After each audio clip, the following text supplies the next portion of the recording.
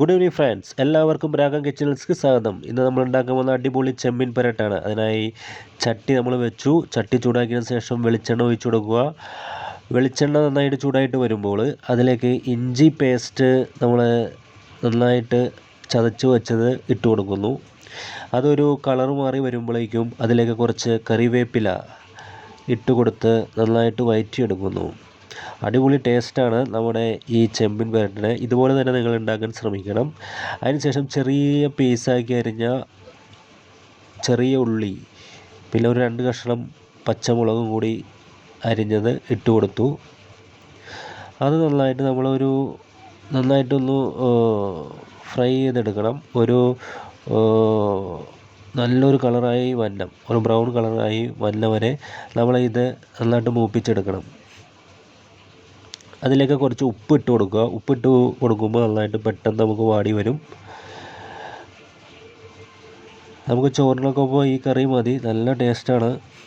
ചോറുണ്ടാക്കാൻ വേണ്ടിയിട്ട് ഒരു അടിപൊളി കറിയാണ് ഉണ്ടാക്കി കൊടുക്കാൻ പോകുന്നത്. അതിലേക്ക് മഞ്ഞൾപ്പൊടി നമ്മൾ 1 ടീസ്പൂൺ ഇട്ടിട്ടുണ്ട്. പിന്നെ തക്കാളി ഒരെണ്ണം അരിഞ്ഞു വെച്ചതും കൂടി ഇട്ട് കൊടുക്കുന്നു.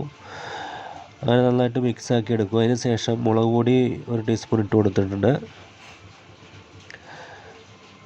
എന്നിട്ട് നന്നായിട്ട് മിക്സ് ചെയ്ത് യോജിപ്പിക്കുക. ശേഷം മല്ലിപ്പൊടി 1/2 ടീസ്പൂൺ മല്ലിപ്പൊടി ഇട്ട് കൊടുത്തു.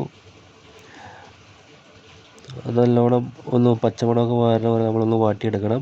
അതിനുശേഷം നമ്മൾ കഴുകി തയ്യാറാക്കി വെച്ചിരിക്കുന്ന ചെമ്മീൻ ഇട്ട് കൊടുക്കുക. കുരുമുളക് പൊടിയും ആവശ്യത്തിന് ഇട്ട് കൊടുക്കുക.